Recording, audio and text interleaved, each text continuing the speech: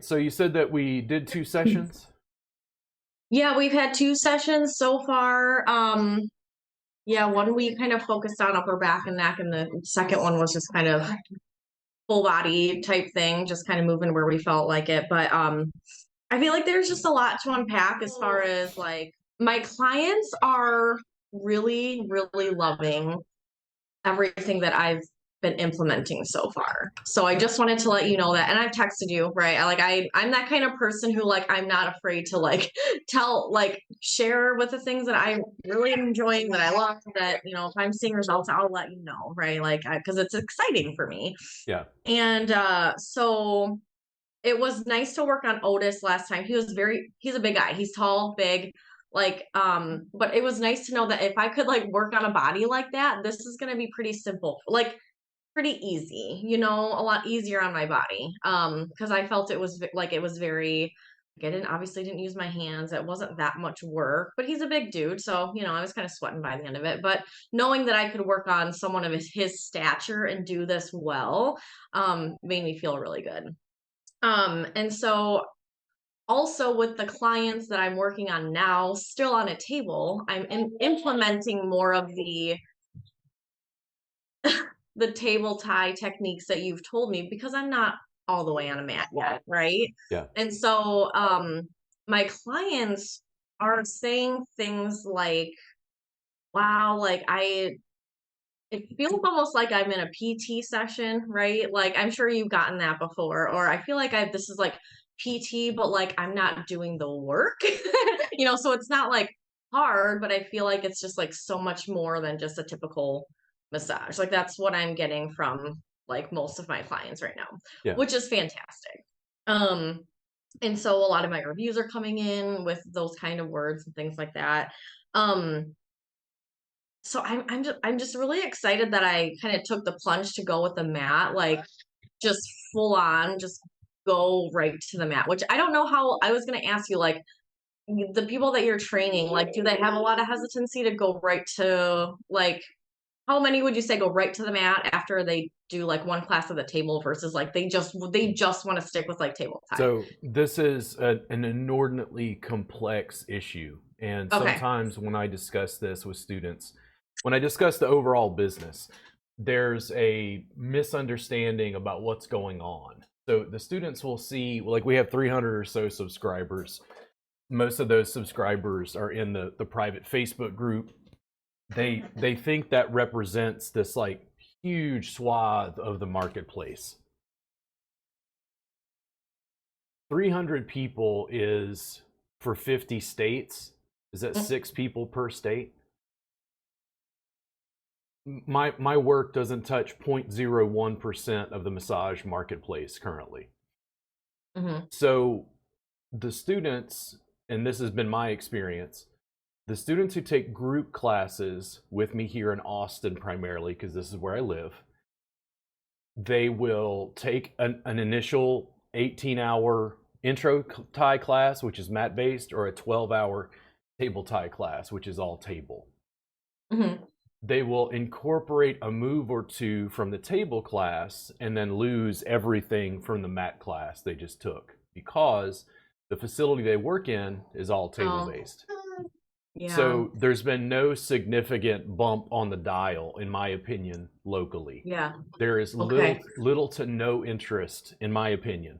When I say this, I don't mean that nobody's doing it. What I mean is, when you look at the big picture of somebody Yeah. who's running cameras across the internet from 4 camera angles, teaching you interactively live, the private students, even through the cameras, are learning 3 times as fast, and they're the ones jumping to the mat and then going, oh, there's nobody to work on me. And I'm like, we don't have any kind of market saturation to be able to form communities online that are like satellite hubs. So my perspective on things sometimes I think is misconstrued, because students don't understand the degree to which I'm marketing and pushing something over the internet. Yeah. Most of the students, in my opinion, and most people, and I mean this in a positive way, most people are followers. Massage therapists will want to do what I do when they've seen 10 or 100 of students like you do it successfully. Once you look Yeah. like a boss babe, everything will Yeah. just cascade and roll along. Right Right. now, it's one weird guy in Austin that we Yeah. don't like, who's rude and abrasive and doesn't dress professionally or whatever they say. They can't quite wrap their brain around. Fundamentally, Yeah. it's just working on a mat. Let's make it that complicated. Don't worry about Yeah. suspension or abdominal work. It's like, what is this? But you can't change massage. Like, this is an ancient. And I'm like, Yeah. what if we could solve a problem in a radically new way? Yeah. The industry is not prepared for that conversation. And in the meantime, what we have is body tempering, stretch lab, stretch zone, all this shit rolling out. Yeah. And it's like the therapists are like, ooh, this looks interesting. And I'm like, Massage. what do you guys think I've been teaching? Like, my Yeah. work is going beyond all of this stuff I see in the marketplace, but the branding and the logos and the merchandise and the stuff behind it isn't Yeah. there yet. It isn't there yet Right. to capture them quite. Right. So do you feel like a lot of the students that you bring on are not self-employed? That's where the hang up is to, Well, I can't. big picture, right? Not just class in Austin, not just working with you. Yeah. What percentage of massage therapists across the massage industry are self-employed? Not very many. I would think there's way more employees than, I mean, Yeah, not- let's just make up a number because I don't really know. Let's say 30%. yeah, I And was gonna say 20. of that 30%, how many of are completely fully employed, and then some of them are just doing some stuff on the side? Make it another 15%. So, Right.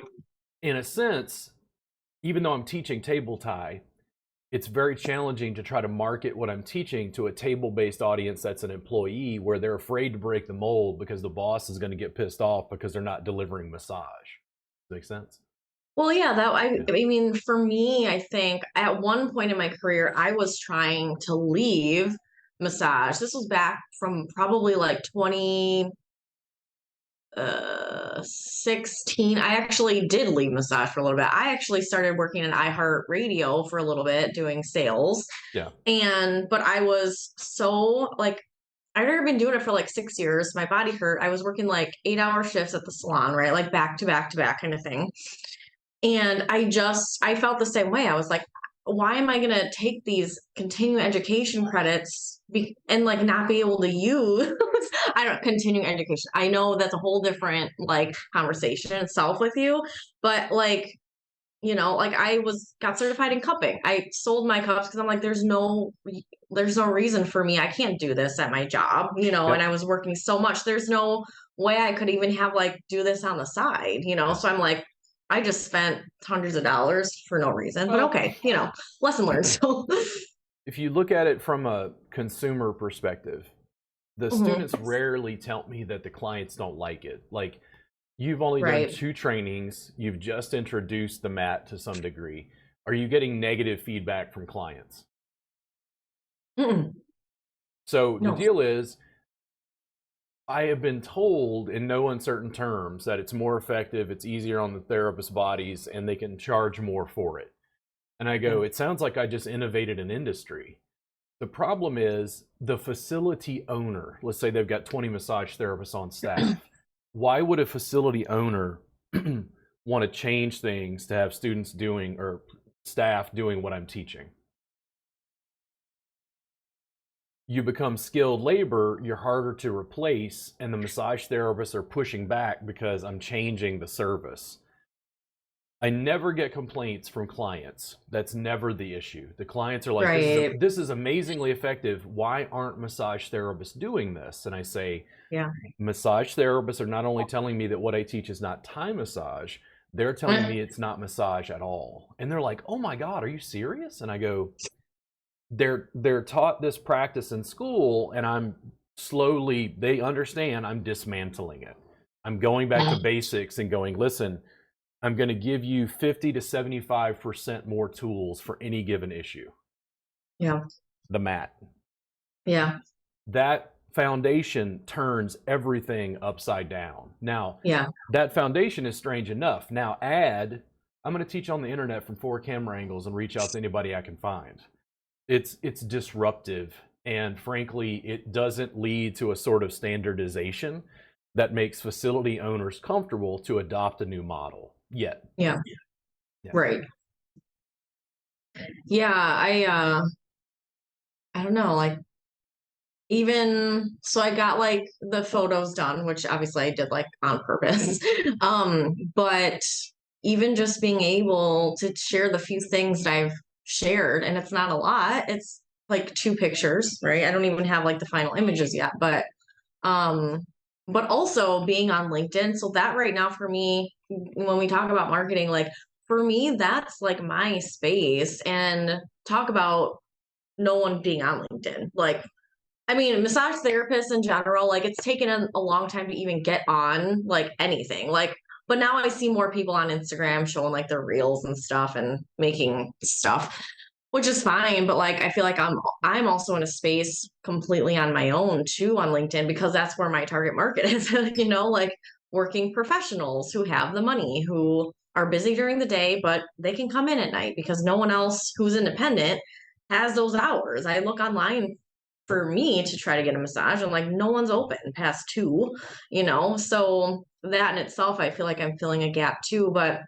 like even just like posting a few of the pictures that I've had of like my foot in someone's back, or you know, just something like, I don't know, like that just garners so much curiosity, you know, already, which is great for me. So I can only imagine what's going to happen once I start putting video out and like little clips and stuff like that. So I'm very excited, and I'm just happy that I'm working with someone who like understands all of that, because I don't know, like I've told you before, that's one of the reasons why I like started following you in the first place, because I'm just like, okay, well, this person obviously understands it, and what like no one else really does. Like I always felt like I was just alone in that sense, because like I would try to get together with other therapists, and they don't understand the concept of putting themselves out there, you know. And I'm just like, God, okay, like sure, like just stay quiet, I guess, like just struggle, you know. I don't know. So Well, there's a regular student I work with, and I'm not teasing Wendy. Wendy is building her practice here in Austin, and she's super excited about the trainings we're doing. And she's learning like super fast. She's working on clients, getting great results. I keep, you know, just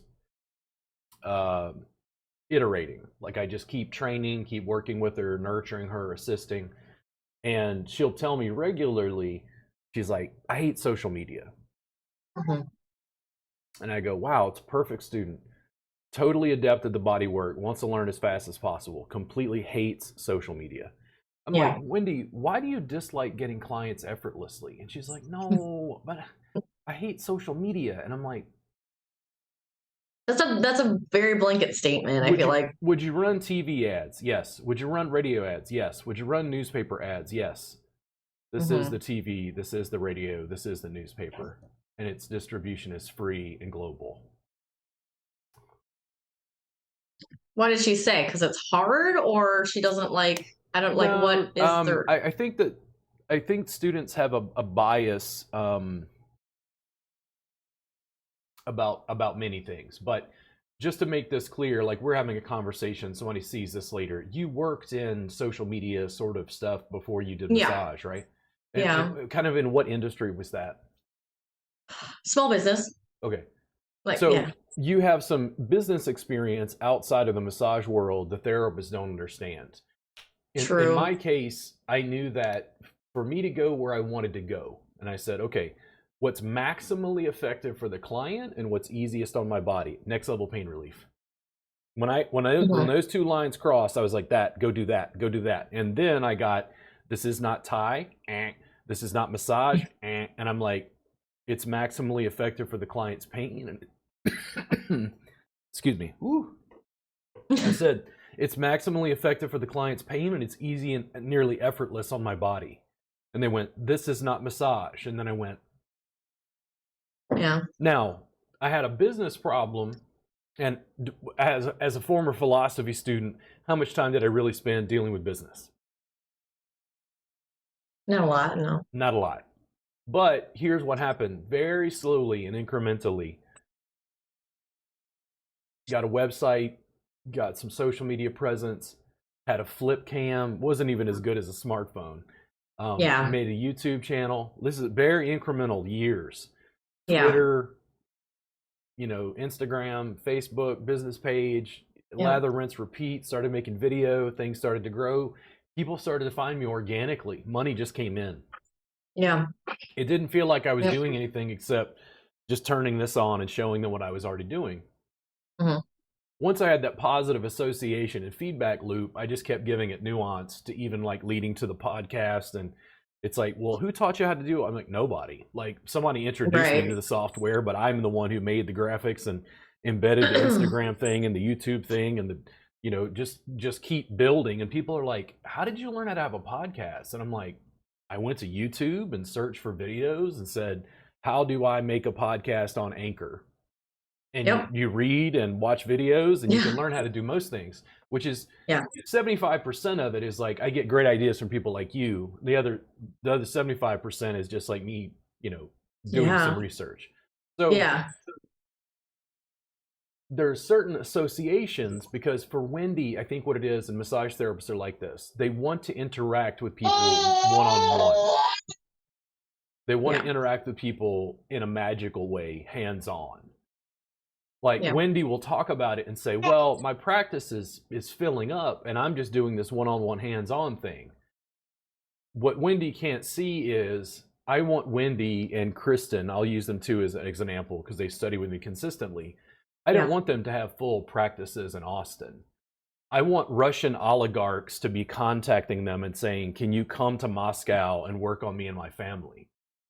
I want them to have so much reach that people in Dubai are like, hey, can you come out and stay in Dubai for a month to work on my friend's family and loved one? We'll pay you like $100,000 if you come out for the month. They're not remotely thinking on that level, and I am. Same. The social media side, you don't have to do much. Do you know how excited I was? One, I don't want to be your graphic designer. Do you know how excited I was to take You don't have time for that. No, but do you know how excited I was to get photos and stuff that I could like repurpose and mix in various ways? Probably very. The students don't produce any, and then they wonder why their business, and it's like, listen, you have to communicate with the public in the decade that you live in. Like, you can, like, TikTok. I got on TikTok fairly early on. This is 2-3 years ago. During pre-pandemic, but it was like I was playing with the platform, trying to understand what was going on with TikTok, and it blew my mind because I pay enough attention to social media. I don't consider myself an expert, but enough to understand that something was going on. Now, at that time, you could talk about TikTok in a Facebook group for massage therapists, and they would laugh at you. They're like, that is the dumbest platform I have ever seen. And I'm like, I made a 7-second video that got 800,000 views. Yeah. Like, you can say whatever you want. Like, it's not the platform, it's how you're using it. Like, even I don't feel like a master of anything. Podcast, YouTube, video, like, I'm still learning. The difference is the 1,000 videos on my YouTube channel mean that like I went and looked at my analytics, I think last night. And I think this month so far, 6,000 video views this month. On what? On YouTube? On my YouTube channel, there were 6,000 video views this month. 6,000 people this month alone were watching videos on my YouTube channel. And I keep adding videos. So what happens 10 years from now? What do they think about me and my level of professionalism? Exactly. It's like, it's almost incalculable, and I don't understand why the students don't quite see it. But again, in my experience, just like most people, massage therapists are followers. They only want to do it if they've seen somebody else do it successfully. I'm introducing a bunch of weird stuff, which is mat-based, clothes on, film and photo document everything. Those 3 things make me a complete pariah in an industry. All you have to do is produce a little bit of graphics and a little bit of video. And you're outperforming 95% of massage therapists globally. Agreed. Yeah, one of the first things that I like when I was learning about like online marketing back in 2015 is I remember like one of my mentors saying like learn how to be everywhere without being anywhere at the same, and that's, you know what I mean? So it's how, but I one of the things is that I think a lot of people just they don't want to take they don't have like the long-term mindset. It's like, how do I get clients right now? Right Yep. now. I just, it's like the one off, right? It's like, okay, I'm slow this week. How do I marketing to them is like, come in for an appointment. I got an appointment. Like, I'm open this week, right? Like, and there's a time and a place for that. I still put that stuff out, but I've created such, like trust and like this relationship with my already clients, right? So like it's easy, like for them, that's the kind of stuff I push towards them. Like, hey, do you want my stuff here? Come in, I got some openings. But when it comes to like the new and the people who've never even met me before, that's completely different marketing, you know? And so, and that's something, you know, obviously learning and more transitioning into that chronic pain, like it's such a pivot for me, but for me, I have to dive right into it. I can't just like tiptoe. I can't tiptoe on like one side and then like this week I'm kind of doing like this, but then like, this is going good. So I want to do this. Like for me, when I am interested in something, I go like, you know, both feet in, just dive right in kind of thing. Yeah. So that's kind of just who I am. And that's just kind of like my personality. Um, but yeah, I just think massage therapists in general, yeah, it's more of like the right now.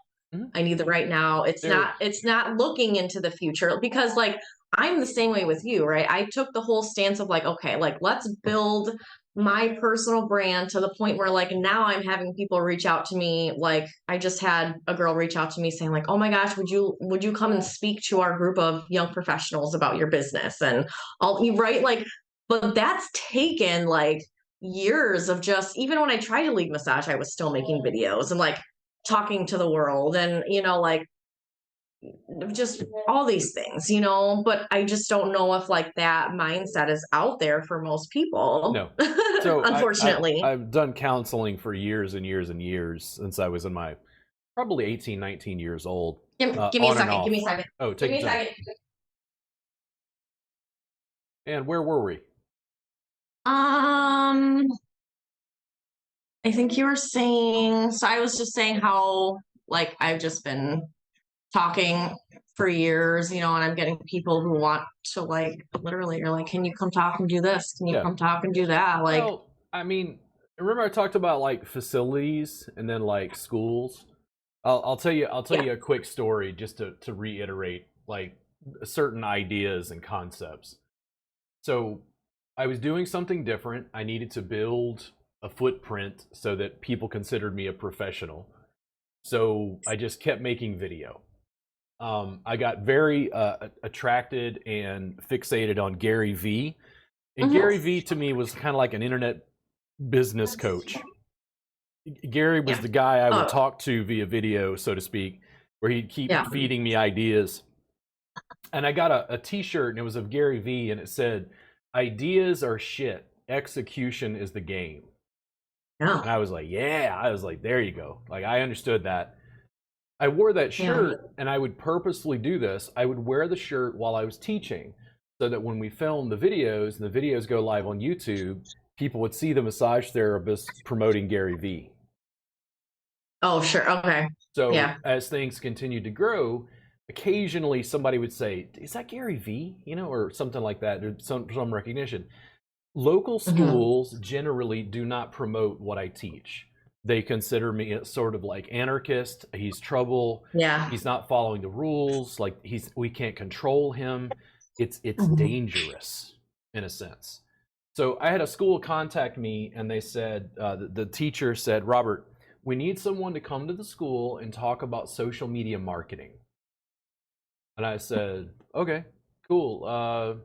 When do we need to do that?" And this is a free thing for the school. This is me dedicating my time to go do some free stuff to help the students. And I go, "Why are you contacting me to get?" And she said, "Robert, you're all over social media." Like it's obvious that you know what you're doing because nobody can avoid you in the massage community in Austin. And after we set up the date, she said, "But I got to admit, Robert, I have some problems with you." And I said, "You don't like the way I dress, do you?" And she said, "No, Robert, it's not very professional." And I said, "You don't like the T-shirt I wear that says ideas are shit?" And she's like, "No, Robert, it's just not very professional." I'm like, "That's Gary Vee. Do you know who Gary Vee is?" And she's like, "What?" Gary Vee is an online entrepreneur and like business person that I'm trying to get the students to look at. She was shocked. Like she thought it was just I just dressed unprofessionally. They're not looking deep enough at like the process of what's going on. The same industry that completely blocks me and says, "Fuck this guy." I'm winning. Like I have a podcast, YouTube videos. I'm getting ready to hire people. I'm teaching classes online, 4 cameras on the internet, survive COVID, keep going. And they're like, "But you can't. And I'm like, "Fuck me, watch." Like, you can say whatever you want. Like, you don't get to dictate what the public is going to buy. Like, I keep offering innovative solutions. They're looking at it very superficially because most massage schools, and I'm not criticizing massage schools, by the way, they only have 500 hours to get a standardized curriculum through, to get the students ready to work at a big box chain like Massage Envy. They don't have the time to teach business, entrepreneurship, social media marketing. Like, I want to teach that. Guess what the students do when they come to the class in person? When I take a break after lunch and we talk about business, guess what they do?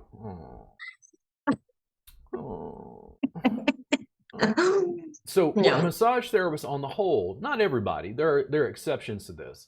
Most of the massage therapists don't want to do the business side. They want the owner to do the business side. And they've also been trained by school owners who are abjectly afraid of social media. They block social media. You can't use phones in a school. It's against our rules. You can't. We're in the age of TikTok. This is not going away. This gets potent and stronger every day, and I just embrace it and continue to try to evolve. Yeah. Massage therapists who want to build their own practices, this is a key tool in getting that to happen. What's up, Theo? Everybody, welcome Theo to the podcast. Yeah. It's your first podcast. Theo. He's only 1 year old. I know, everyone always wants to see Theo. It's just a little needy today. It's okay. So look at it from my perspective. For other people, they go, "Oh, is it okay if my kid?" And I'm like, they see Kelly. They see that Kelly's a mom. They see that Kelly is struggling to like build a business and be an entrepreneur and take care of her kids. and guess what happens to my overall brand? Oh, Robert's like supporting moms. And I'm like, exactly. Yeah. Like there's a level of authenticity. And that was the thing that struck me about Gary. There was a sort of immigrant like street hustle to his business acumen. Right. All I ever did was try to solve a problem, but it was like there were certain people in the massage industry were like, "No, you can't solve it that way." And I go, "Why?" Yeah. And they're like, "But this isn't massage." And I go, "Okay, if it is in fact not massage, we don't need licenses in all 50 states." Yeah. Oh boy. I teach on the internet via 4 camera angles. If that's the case, that's a wonderful new market for me. Let's go. Yeah. Yeah. The total issue is you film what you do, you show people who you are, you draw the clients that you need, and then you get a chance to pivot and you go, okay, do you want to open a facility? Do you want to teach? Do you want to hire therapists? Do you want to buy a building and rent it out? Like there's tons of additional business options on top of what you're currently doing. I'm always encouraging the students to follow their dreams and just document that process. Oh yeah. Yeah. No, I love that. And I think like going back to the actual like massage itself, I don't know if people are asking good enough questions. Like, and they're in, oh geez, hold on 1 second.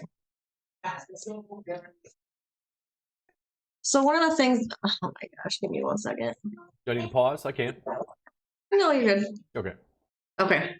So one of the things that I love about being independent is that level of communication, right, that we can have with our clients outside of the massage room. Yep. And I don't think enough people are not, I don't want to say taking advantage of it, but kind of like they're not like, and I feel like that's another point of difference with me. Like, so with the app that I use, Pocket Suite, like when someone books an appointment, I don't wait for them to come into my office for that to be our first introduction to each other, right? So when they book an appointment, and it's not necessarily that day unless they're scheduling for that day, but I'll reach out to on the phone, right? I'll shoot them a text message or I'll get on the phone with them just to introduce myself so they can kind of put like a like a voice to like the pictures that they see online or on Google or something like that. But I also feel like just because I'm getting forms, I'll read their forms, right? And a lot of times what they put in their forms are like so completely different than what they're actually coming in for. Right. So if I just like waited and like I get a form and Susie says she's got like some low back pain, she doesn't really like deep tissue massage, right? Like, and that's really about it. So that's kind of where I'm just like, okay, well, this is interesting. So I had a client come in just a few days who she didn't really do it regularly. She's tried a lot of therapists. She actually lives right down the road from me, we found out. And she's like, the last massage I got was just so painful. I had to tell her to stop. She's like, I don't like deep tissue for that reason. I was sore for so many days. She just like dug into my neck and my shoulder. She's pretty sensitive. And so one of the questions I asked her, I was like, what didn't you love about your massage? Right? That's so much clarity for me. Like, what doesn't she want in a massage? I feel like that's a lot different from what did you like about it? I also want to know what you didn't like about it. Like, and she told me straight up, she's like, it was too much. It was uncomfortable. So she's on the table. I ended up doing some like table tie stuff on her, like sideline. I knew she was kind of sensitive up here in her neck, but I was very communicative with her. And I said, do you care if we just try something a little bit different? I'm going to get you on your side. I want to see, how you react to some of the work on your neck, right? And traps and all that stuff. And she was like, okay, no. She's like, no, I'm open to that. And she was like, okay, well, I mean, it's definitely a little bit sore, like it's definitely tender in that area, but she's like, you're doing fine. But no one's ever really talks me through it. They just kind of glide over that issue, or they don't even ask you about it at all. So it's not that it wasn't necessarily like the pressure. Give me a second. Hold on. CEO, what are we doing here? Can you see me still or no? Yes. You're fine. Okay. Because mine just closed. It won't go back open. It wasn't necessarily that she didn't like the pressure, but it was just how I applied it. It was like the application of it. And I think it was definitely that communication where and you talk about this a lot, I know. It's that communication where if you address their concerns or what they've told you, they'll feel more comfortable with you from the beginning. And I just, I think most people just aren't addressing things like that. And I think she doesn't like deep tissue, so we're just going to go light on her. And, and then that notion, like she didn't like deep tissue. There's like, to me, I go, well, what does that mean? What is your experience of deep tissue? What did you have that you didn't like? And they're like, they just kept jamming an elbow. And I go, oh, okay. My session's at 3 hours. I have a client I'm working with right now named Dallas, and Dallas works in landscaping. She was having pain on her elbow that was like an 8 out of a pain scale. She told me yesterday when she left that she was afraid that she was going to get divorced because her pain was so bad. Now I'm going to have another conversation with her about that because we've done 8 to 10 sessions that I filmed in total, literally the entire sessions. Her arm pain is mostly gone, like to a 0, from an 8 to a 0. And then, like, she has other stuff that she's coming in for. When I first sat and talked with her, this is in the recording, I probably talked to her for 20 minutes before I ever put hands on her at all. Right. Because what I'm doing is not just finding out about her elbow pain. I'm like, okay, how's that affecting your life? How's it affecting your work? How's it affecting your relationships? And then I've Right. had clients, this happens all the time. If it's chronic pain, I've had clients that have been in chronic pain for years who literally start crying during the intake because I'm Yeah. communicating with them about it, not to just find out about their pain, to find Yeah. out how they're interacting with their pain, to Yeah. be able to tailor the session to like what's going to help them the most. So it comes across as this extremely caring, nurturing space to be able to do this manual therapy over the course of 3 hours that's designed in such a way to help them with their chronic pain and not create a recurring client. I tell them all the time, I'm like, listen, it's not a revolving door.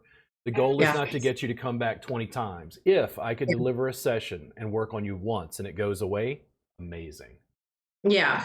I have no, I Well, mean, that, yeah, that, I like repetition. I like seeing clients. I like yeah. maintenance. But Yeah. my goal is to help you out of pain. That's what I dealt with. That's what I try to help my clients with. From that foundation, Dallas is like an amazing client. Like I get along with her interpersonally. The stuff she said on camera yesterday was a little risque, shall we say. She talks about her personal life in a way that I'm like, you know, this is being recorded, right? But Don't care. the issue is the longer session and the structure. I just kept looking at the service and saying, it was kind of like a chef, because I talked to you about food. Remember I talked about bulgogi and like Korean food, Yeah. and Yeah. try to find out what your background and history was. I looked at the bodywork as, and these are both options. You got fast food and you got 5-course, 10-course fine dining. Yeah.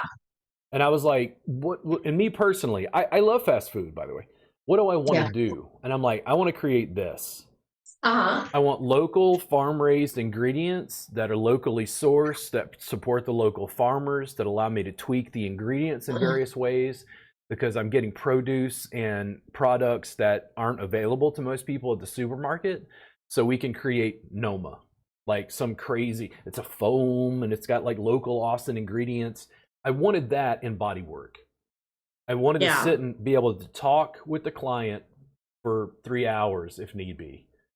And then 90 minutes they're going to fall asleep. The other 90 minutes is like, listen, is it right there? Is that where the pain? Cool. It's like, if I shear to the back, is that it? Those little nuances gave me a service that completely stood out. It wasn't just going to eat. It was like a fine dining experience they couldn't get somewhere else. Yeah.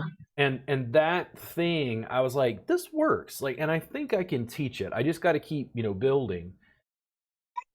That process. The reason I'm so adamant about social media is I can really only teach you what I've done and what my experience is. This completely changed my entire life. If I had not done this, there would be no workbooks, DVDs, online training, 4-camera angles. Like I never would have really gotten started. I got a ring light over here. Like I never would have done any of that had I not gotten started. Yeah. Yep. Yeah, just got to start somewhere, right? One of my last clients, she came in from LinkedIn, and she's an HR professional, so she's at a desk a lot. And she's had a few with me. She's definitely regular now. She's like every 2 weeks. And so the first few I did, it was kind of like that, traditional massage. And then like this last time was different. It was more table type stuff for 90 minutes. And she, after we were done and we're kind of out in the lobby and like we're doing payment and all that stuff, she was like, so what is this training that you're doing? Because like I talk about it, like I said, I talk about it on LinkedIn a lot. And that's where she found me. She's like, what is this training that you're doing? And she's like, are you teaching it? And I was like, no. I have a teacher, but he's in Austin, and we do a Zoom thing like once every month. And she's like, oh, she's like, no, she's like, that's really cool. She's like, I just, from how like you conducted yourself in like just the vibe of it, she's like, I would assume that you were like teaching this stuff. And I was like, no, I'm not. I mean, that might be a path that I consider like in the future, but that just gave me confidence as to like how I'm approaching it. And like kind of like how it's being received from my clients so far. So that was really cool to hear. Yeah. But then I had a question about what does that look like with like if someone wanted to train more and then, get certified in, next level pain relief. Like what does that look like, right? So it's a little murky, and I'm still working on the pieces. We don't have a finalized registered trademark for next level pain relief yet. Okay. It's still a TM. Okay. The goal, regardless of the name, is to get the student certified. Yeah. Get the students on a business plan where I'm helping outsource some of their social media, video production and editing to assist the student with their business. Yeah. And then if you decide, hey, I want to teach, I'm very open at the moment where I just go, okay, Kelly, cool. Let's just keep working. And basically, when you tell me I'm comfortable, I want to start teaching, and I go, okay, Yeah. are we teaching intro and table tie, or are we teaching the new curriculum? Because I'm developing new curriculum. So the deal is, I just work that out with the student, and then over time, what I'm going to have to do is use the current video editing software, Teachable, the online school, to have a training module for teachers, so that there's a teacher training program within Next Level Pain Relief. You get certified as a practitioner, you get certified as a trainer, I guess, and then we just continue to supplement and build. Gotcha. I've been working with Kristen and Danielle locally, and then Jennifer Brooks in Washington State to continue building that, and I just tweak it as I go. So I rely on students like you and our first podcaster, Teddy, Theo there, to be able to get information to tweak it to make it work for you. Does it make sense? There's some things I'm doing that I've never done before, so I just kind of learn as I go. Gotcha. Yeah. Okay. No, that's really cool. Are you okay? Yeah, we might have to head out soon, but I guess that was really it. I just kind of wanted to share my experience so far. Yeah. And how things are going and stuff like that. And